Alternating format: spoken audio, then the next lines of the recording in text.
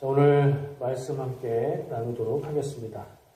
오늘 같이 나눌 본문 말씀은요, 마태복음 27장 3절에서 5절까지 말씀입니다. 마태복음 27장 3절부터 5절까지 말씀. 우리 같이 한 목소리로 봉독 하겠습니다.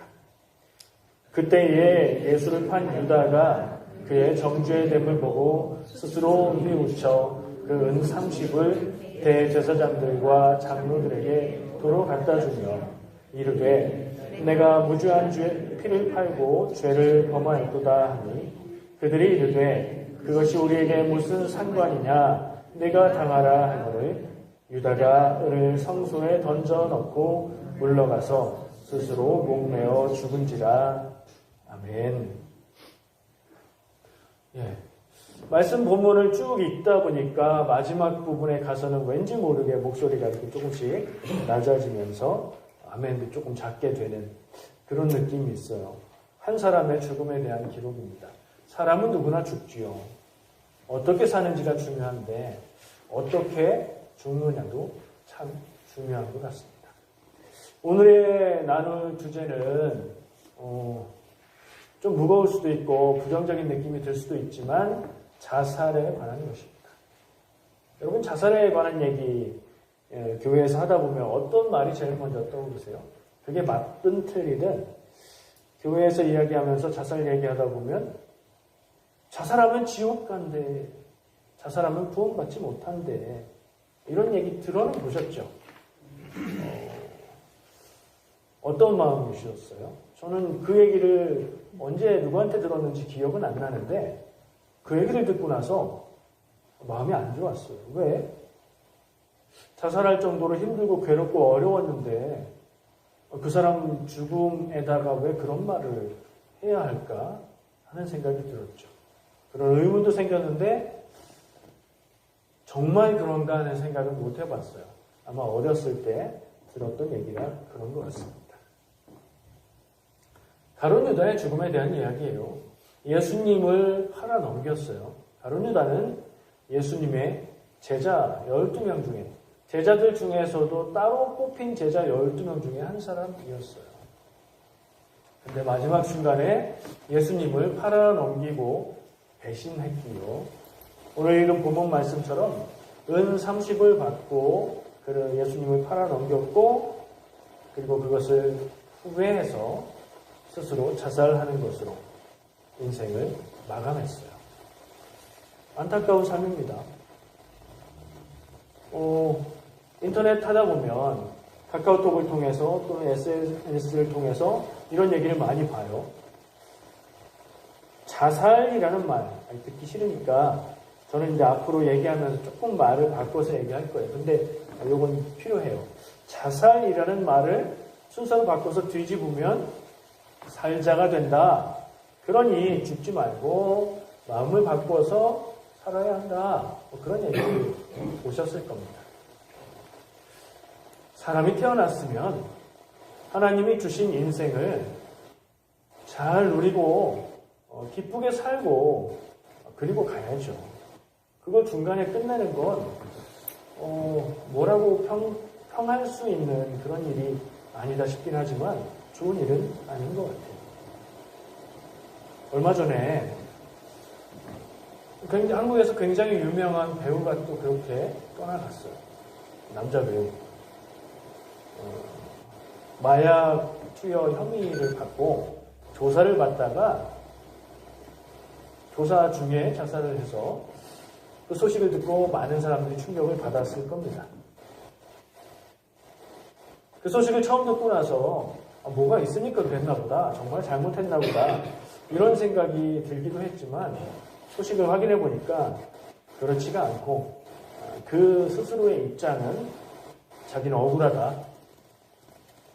내가 마약을 한번 투여한 거는 사실인데 속아서 했고, 모르고 속아서 했고, 그리고 그 사람으로부터 협박을 받고 금품을 많이 뜯겼고, 그래서 나는 억울하다 하는 입장을 가지고 조사받는 중에 그렇게 삶을 포기했다고 해요.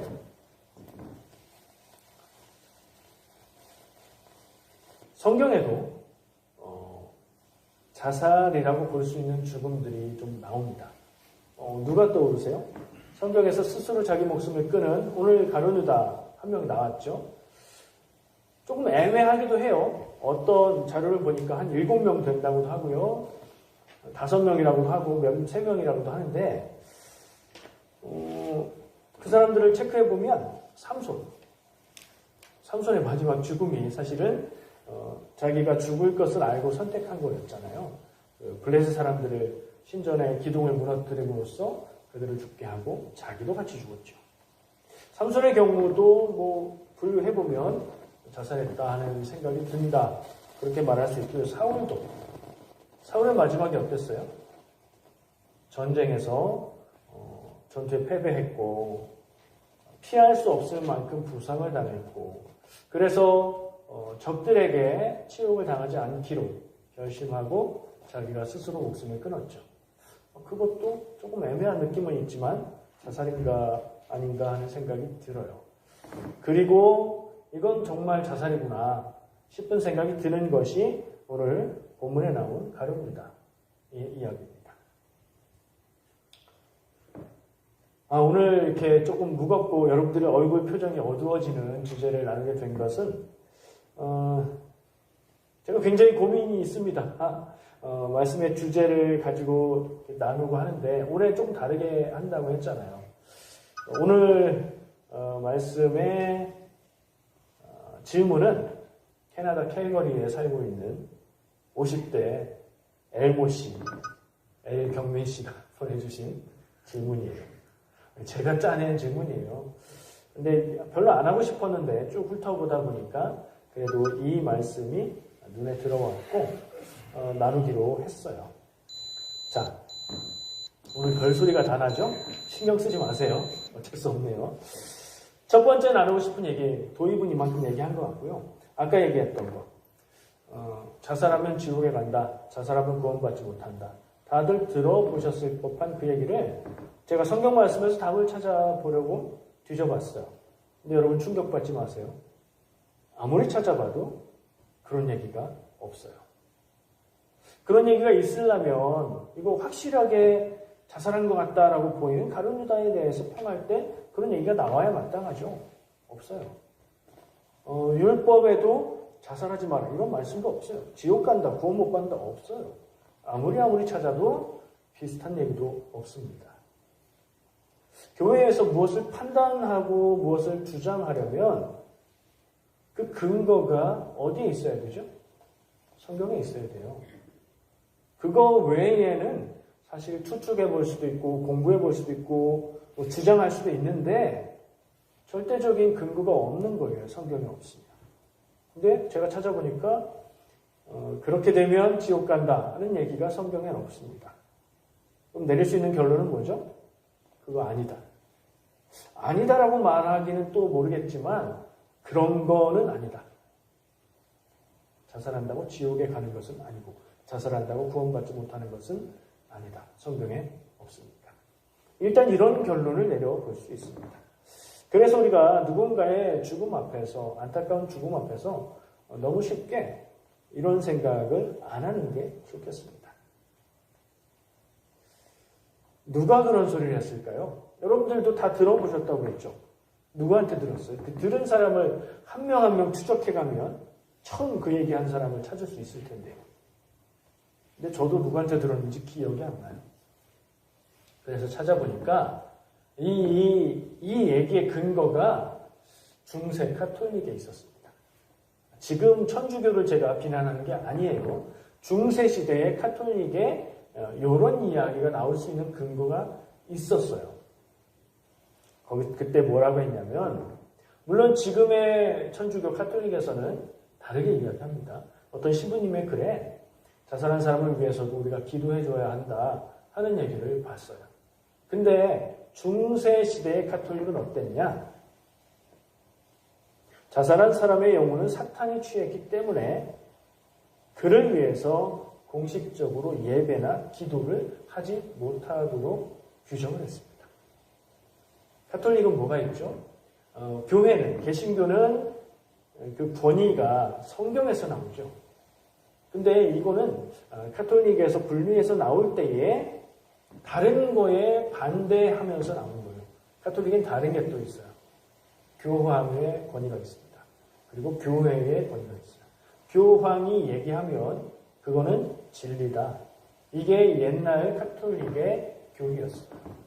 그러니까 이건 교회의 조직화, 형식화, 그리고 교황의 뜻에 의해서 이렇게 규정되어진 것 같아요. 그 의도는 뭘까요? 자살하지 말도록, 자살하는 일이 없도록 하려고 했겠죠. 좋은 의도로 했는데 그 제도와 규정이 남은 것이 자살한 사람을 위해서는 예배도 드리지 말고 기도도 해주지 마라. 성도들을 향해서는 자살한 사람을 위해서 기도하지 마라.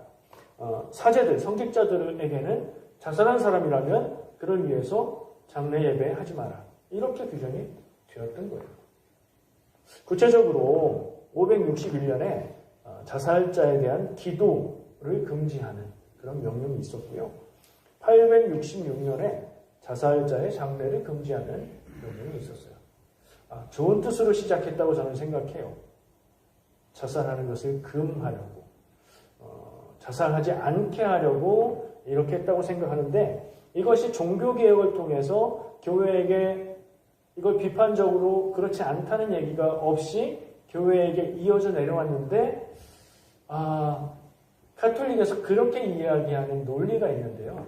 카톨릭에서는 죄가 많이 있는데 7가지 대죄라고 표현하는 다른 죄들보다 더 무거운 죄가 있어요. 자살은 거기에 들어가요. 그래서 대죄를 해결하는 방법은 카톨릭에서 뭐 하죠? 신부님한테 얘기하는 거? 고해성사 혹은 고백성사. 그걸 해서 해결을 해야 되는 거예요.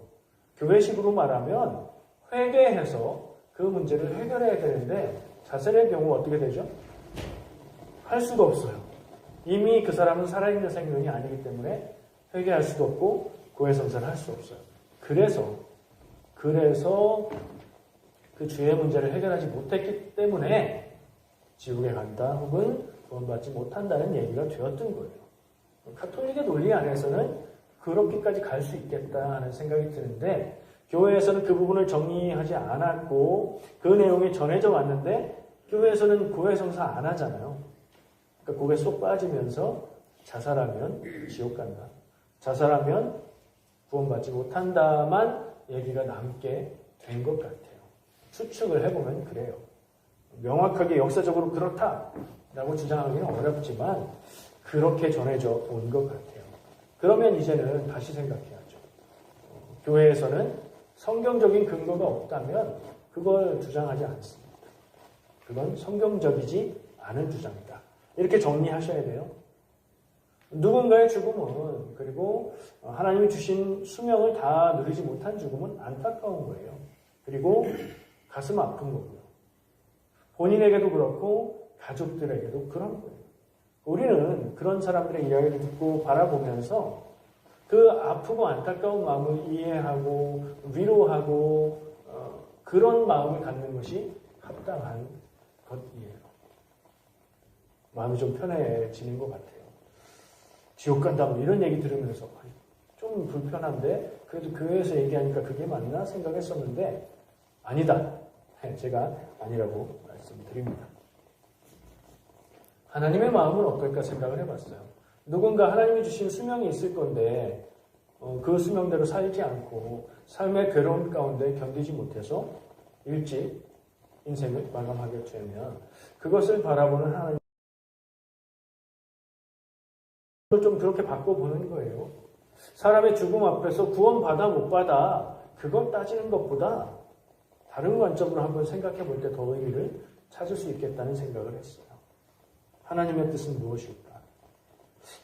어떤 사람에게 물어봐도 스스로 인생을 포기하는 그 일을 긍정적으로 말하는 사람은 없을 겁니다. 하나님 역시 그렇겠다 싶은 생각이 먼저 들죠.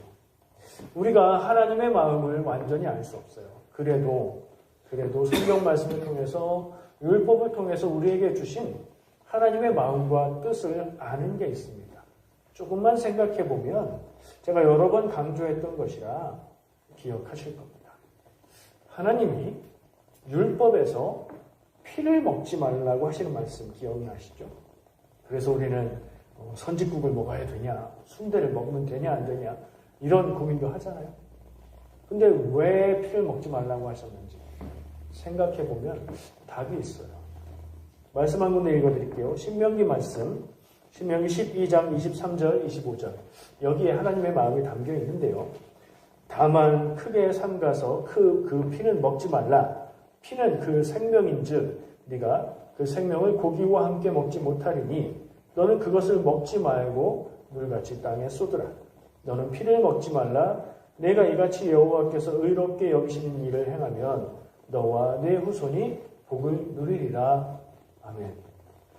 한 두세 절 사이에서 반복적으로 피를 먹지 말라고 강조하고 있고요. 그 이유가 나와 있는데 피는 뭐라고요?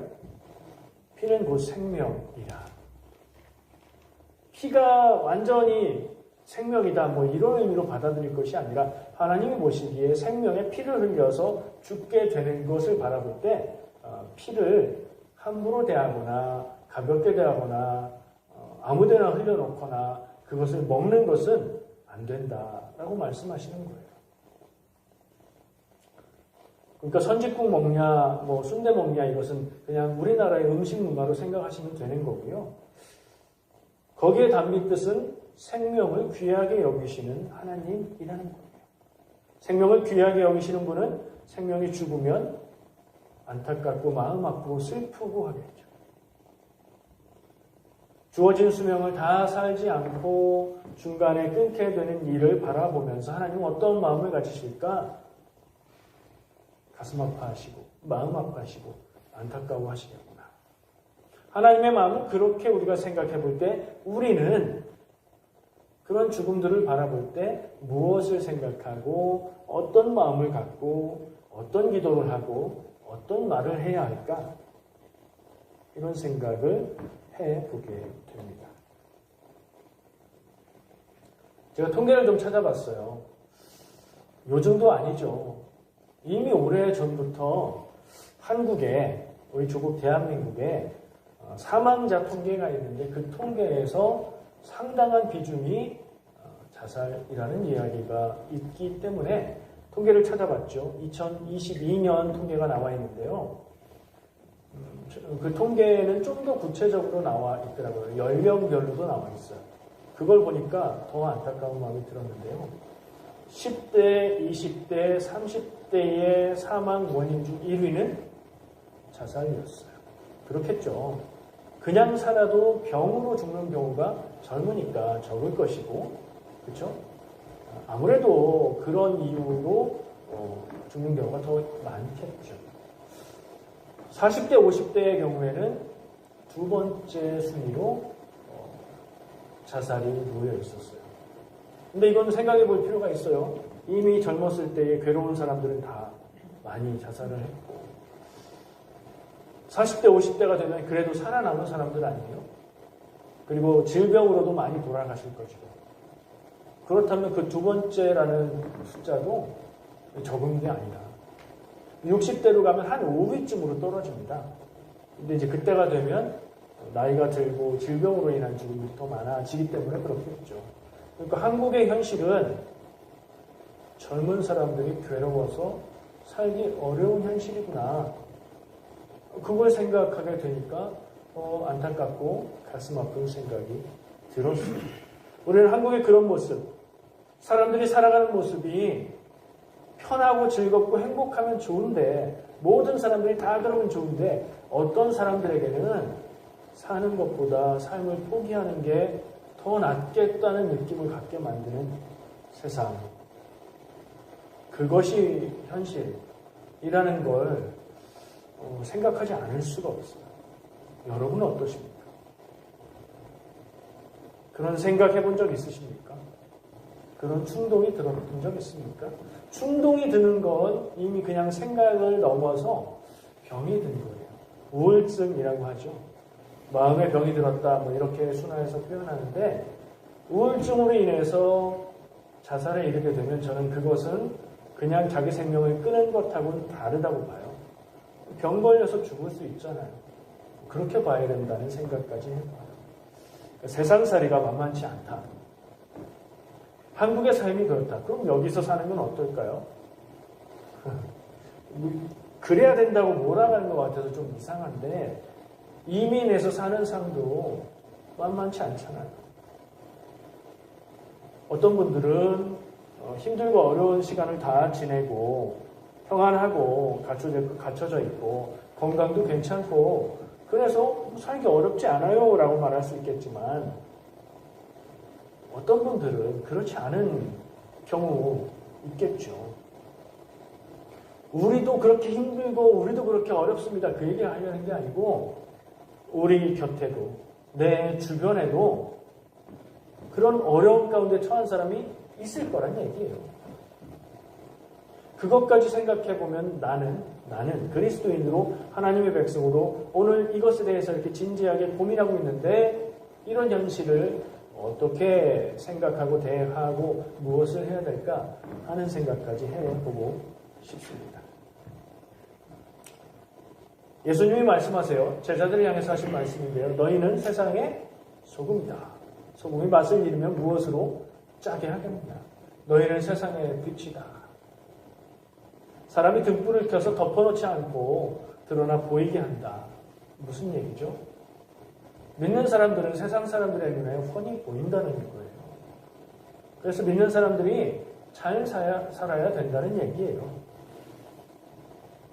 주변의 이웃들이, 교회 다니지 않는 사람들이, 믿지 않는 사람들이, 내 친구들이 나를 바라보고 있다니까요. 그러면 우리는 어떻게 살아야 될까? 무엇을 믿지 않는 사람들에게 보여주고 어떤 영향을 미쳐야 될까? 이 생각으로 이어가 보겠습니다. 우리도 힘들 때가 있죠. 나이가 많고 적고 모든 조건에 관계없이 힘들 때가 있어요. 힘들고 괴로우면 눈물 나고 그것이 계속되면 우울증도 올 수 있고 그러면 이 오늘 자꾸 말하게 되는 이런 충동을 느낄 수 있어요. 우울증이 오면은 여러분 마음의 병이라고 얘기하지만 마음을 다스릴 게 아니에요. 병원 가야 됩니다. 질병이고요. 병에 걸린 거예요. 약을 통해서 조절할 수 있어요. 기독교인이 우울증 걸리면 안 되나요? 그건 하나님 앞에 죄인가요? 아니요. 병이에요. 병원 가서 약 먹으면 나을 수 있어요. 마음의 병이라고 그렇게만 생각하시는 분이 아니에요. 몸에서 오는 병일 수 있습니다.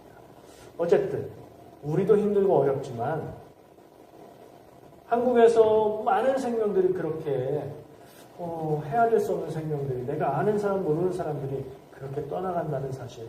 이민의 삶 가운데 사는 우리도 내 지난 시간들을 돌아보면 행복하고 감사한 날들이지만 그 당시에는 너무 힘들고 괴롭고 외롭고 눈물만 흘리면서 살았던 시간이 있었다는 것들 기억해보면 우리는 어쩌면 살아남은 거예요. 잘 견디고 하나님 은혜로 잘 살아있는 거예요. 그런 우리는 어떻게 해야 되느냐 이 질문을 여러분에게 드리고 싶어요. 첫 번째는요. 내가 건강해야 됩니다.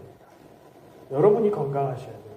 몸의 건강뿐 아니라 마음이 건강하고 믿음이 건강해서 힘들고 어려운 일들이 닥쳐올 때 그걸 능히 견디고 능히 이겨낼 수 있는 믿음의 기둥을 세우고 마음의 깊은 뿌리가 튼튼하게 내려져야 돼요. 내가 먼저 건강해야 남을 도울 수도 있어요. 내 주변에 위험한 사람이 있다.